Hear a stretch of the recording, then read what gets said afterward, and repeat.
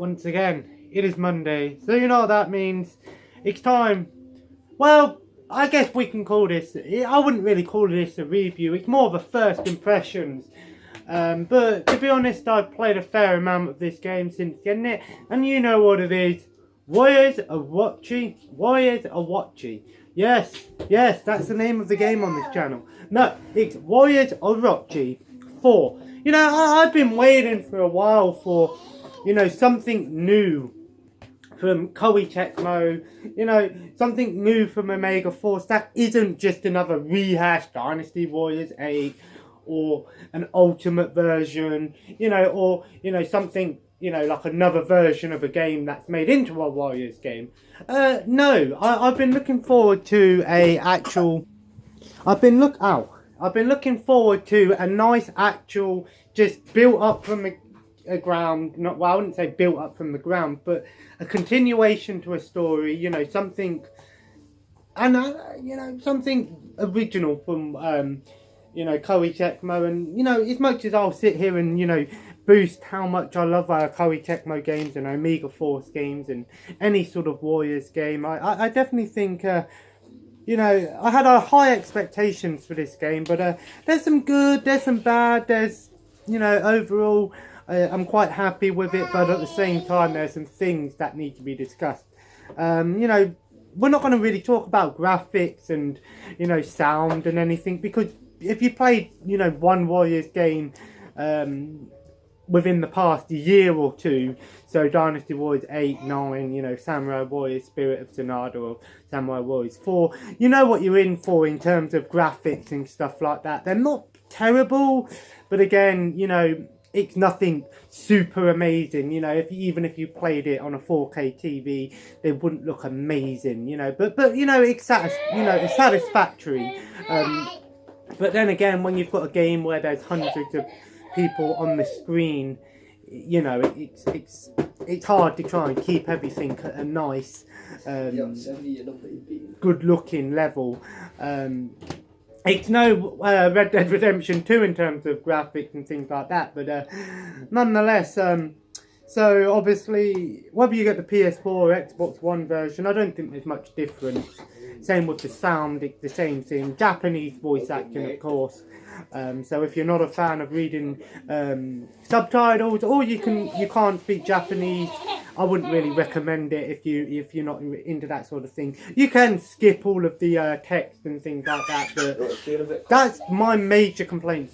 That's my major complaint with this game, is a lot of the story is actually just text. Now, I don't mind games that use text to tell a story, but at the same time, it's like you see one cutscene, and then after every single battle, instead of seeing a cutscene, it will just be a blank text screen with the characters who are talking in the background, just a plain picture of them, you know, just a screenshot of them, I guess, or whatever. It seems a little bit rushed. Now, the main story in this game focuses around the gods. So you've got Greek gods and you've got Norse gods in this game, which is really cool. And of course they've got that sort of Japanese, you know, Koei, you know, charm to them on terms of how they look. And the main thing with this game is that its new updated thing is the magic system, and it is actually really good. It's definitely a step in the right direction. Again, it uses the same sort of combat as Dynasty Warriors 8 and again Samurai Warriors 4 for each, you know, particular character. Of course, this game is a combination of Samurai Warriors and Dynasty Warriors in one universe together, and there's over 170, I think there's 175 characters in this game. A lot of characters, right? And again, now what's cool about some of these characters is they have, now you have two new features. You have magic and deities. I think it's deity or deify or whatever, I don't know. Now, the whole thing is you've got these bracelets in the game. I think they're called Ouroboros bracelets, which basically can turn people into, give mortals the power of, say, gods. And again, if you're into that sort of Norse mythology and, you know, Greek mythology. There's a lot of that in this game, which is pretty cool. Even if a character's not in this game, they're at least mentioned or something, or they take form in the new sort of deity style of character, which again, not every character has, and I think they're going to be releasing more and more characters that get the deity upgrade through DLC, I think. I'm not sure, but still, it's pretty nice to see, you know, some really, you know, over the top looking characters with high power, and the magic system is actually really satisfying. So you have your normal attack, but you also have a magic meter which you can use. Now each magic meter is a sacred treasure. So for example, there's, you know, the trident, for example, you know, the water guy, fucking forgot his name, Poseidon. So you can get like Poseidon's trident, like you can get Mjolnir and stuff. Now the sacred items, it depends on each character, so each character will have 2 sacred item, magic, normal and heavy attack, magic attack, but also a unique, basically like a Muzu attack. I never know how to pronounce it. I just say Muzu, but it's probably wrong. I'm probably saying it wrong. If you know how it's pronounced, let me know. But I think the combat in this game is really satisfying. It's really great. And again, being Warriors Orochi, you can switch between, you can have up to 3 characters in your team and you can switch between them and you can get some amazing combos. That is what I love about this game, is just the gameplay is satisfying, over the top, just so many enemies to just do crazy attacks with, and you can really sort of, you know, work on your favourite team kind of thing. Now, where this game sort of stands out in terms of how, you know, where these games are mostly known for is the replay value. Now, this game has a great amount of replay value. However, the replay value comes from doing the same missions over again on harder difficulties, getting better weapons, you know, leveling up characters, and there is a nice sort of RPG system in this game. I say that like that because it's not overly in-depth, but, you know, each character will get like skill points, so you can get different upgrades like that, which I think is pretty cool and fits in quite nicely. Now, where I will say the game sort of is a step back, in my opinion, between battles in Warriors Orochi 3, or Ultimate, was the last one, you had a main camp which you could go around, talk to people and stuff. Now, some people found it a little bit tedious, but, you know, other people thought it was quite nice to have some sort of hub. In this game, it's all in a menu screen, so you can't really go around. Even when you upgrade your camp, it's all text based and menu based, which some people might find a little bit easier to navigate and quicker. Other people might be a bit disappointed that, you know, it's not like Spirit of Sonata where you've got a nice camp, you can go around and do all these side things, which I think, you know, for this game it probably wouldn't have fit in very well. But still, I think it would have been nice to see more, you know, more of a nice sort of hub, I guess you can call it, instead of just the basic menu. But again, it does what it needs to do. Another thing I think is a big step back is there's not really much in terms of other modes. All there really is the story mode. And again, like I said, the replay value comes from, you know, doing the same missions over and over again and grinding, which is what Warriors games are known for, where their replay value and in terms of how much time you can put into these games.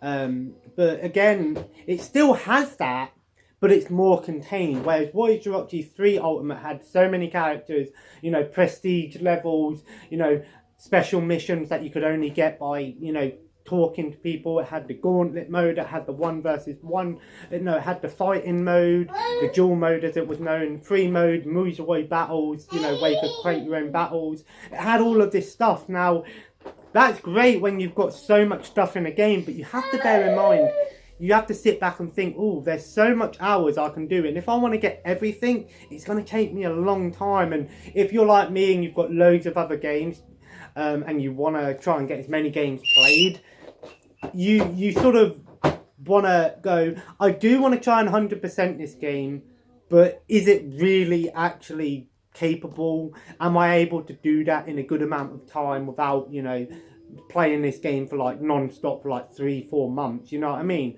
But nonetheless, so it has took some things away.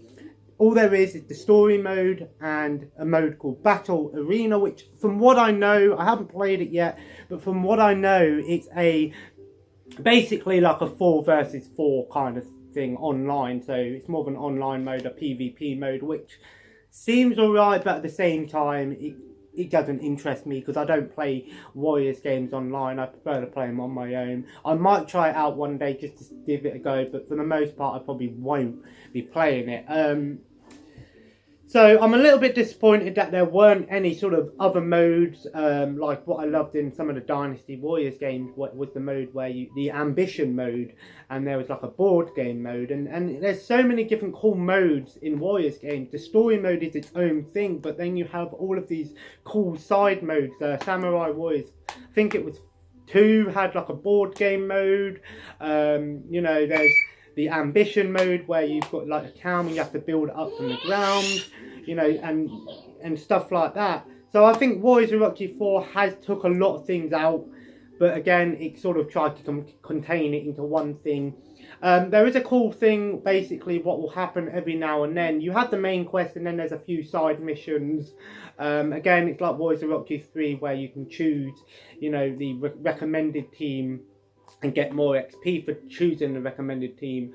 It has little side missions in the game, so like, oh, kill this many officers in a certain amount of time, keep this one alive, and you'll get like a higher ranking, or you might get you know, extra points or something, you know, money or something like that, which again keeps the gameplay fresh and keeps you coming back to try and get all of the highest rankings if that's your thing.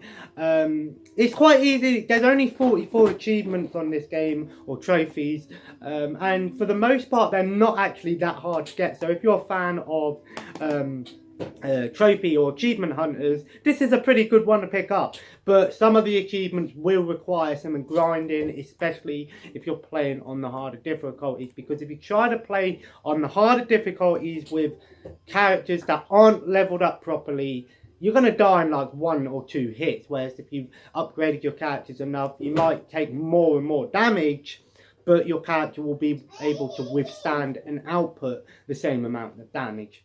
So that's where the grinding and replay value comes from these games. I think another cool thing that happened is every now and then a certain mission that you've done or whatever will have a special difficulty known as Pandemonium, and there's a character known as Hundun. I think Hundun's actually an evil god or something. I've heard of the name. I might look it up. And there's a chance that he will appear in battle. I haven't actually tried it out yet, just because I just want to finish the main story. Chances are I'll finish the main story and go back to playing some other PS4 games, finish off Spirit of Sonata, and play some other games, and then maybe come back to this every now and then, do a few more things. I definitely will be putting more time into this after I've completed the main story. But like I said, that Pandemonium difficulty seems like a pretty cool way of, you know, a proper challenge mode. So they haven't got a challenge mode in this game, but it seems like they tried to include some form of challenge mode. And I think it appears randomly. I don't know. But yeah. So in terms of pros, the gameplay is definitely an upgrade with the magic system. I think some people might disagree, but I think it is a pro that this game has tried to fit in a lot of the things into the game, but tried to keep it contained, so hasn't put in loads and loads of different modes, tried to keep it quite, you know, contained, which I think is pretty good. I am a bit disappointed that there's not really any special modes, but you know, there's DLC that might come out, so we might see another mode or update in the future. I don't know, so I'll keep an eye out for that. I might buy the season pass for this game, I'm not sure yet. But nonetheless, yeah, so that's a pro. The gameplay's a pro. I think the idea of having gods in the game. It's still a pretty cool idea. I think the story's quite nice. It's not amazing, but it's definitely cool to see a nice change of pace and include some like over the top moments. I think where the game sort of struggles is there's not really much in the way of other things to do other than just the missions, and you're doing the same missions over and over again. There is a lot of grinding in this game, but if you enjoy that, I personally do enjoy the grinding in Warriors games. But yeah, I think if I was to sort of give this game my first impressions, I'm enjoying it. I don't think it's a massive step up from Warriors Orochi 3. It stepped up in terms of gameplay, but there's some things that it's stepped down on, which I think is a bit stupid. But at the same time, you know, what can you do? That's the problem these days. Companies will know that you're going to buy their game even if they take things out. But I don't think they took too much out. They took, like I said, they took out Gauntlet mode and stuff, but we might see some other mode in the game. If I was to give this a rating, I'd give this maybe a 7 point, maybe like a 7.2, 7.3, something like that, out of 10, because, you know, there's some things that can be improved about it, but I think the gameplay keeps me growing. I enjoy these games. I'm not disappointed with this game. There are some things that I don't particularly like. Well, I wouldn't say don't like, but I feel like shouldn't have been in the game, like I said, with the just more text rather than you know, an actual cutscene, because they could have just thrown in a little cutscene for these events that happen, friendship events and things. But nonetheless, Warriors Orochi 4, the game's out. If you want to check it out, I would recommend it. You probably can buy the game digital if you don't want it physical. It's being retailed for about £45–50 anyway, so but would I recommend you go out and buy this day one? If you're a proper fan of the Warrior series, yeah, I would, because of the gameplay and the magic system is really fun. If you're someone who likes the Warrior series but doesn't particularly want to go out and spend 50 quid on one, I'd recommend waiting until this game goes to about £30–35. I think that's what this game is probably, if I was to put a value on it, I'd put about £30–35. But there is quite a lot of grinding and replay value in these games. But yeah, Warriors Orochi 4, guys, I'm enjoying it. Let me know guys, do you like Warriors games? I personally think this game deserves some praise, but there's some reasons to hate it. Well, I wouldn't say hate it, but not like it as much. Is it better than Warriors Orochi 3 Ultimate? In some ways, yes, but in other ways, no. I might do a video comparing all the Warriors games in eventually. But yeah, nonetheless, guys, if you enjoyed today's video, feel free to leave a like. This has been my first impressions or a review of Warriors Orochi 4. I'll call this a review because I've played the game enough. Yeah, if you got comment in the comments below, let me know, do you like Warriors games? Have you picked this game up? Have you got it on PS4? Do you want to play it sometime? Let me know. I'll be happy to try out online on this. I don't really play online. Maybe we can try it out, maybe for a video one day. We shall see. There will be a live stream tonight, guys, about 8:30. Chances are it will be Overwatch again, so yeah. I'll try not to get too pissed off, but probably will just go on Overwatch. I don't know. It probably will be, so check me out there.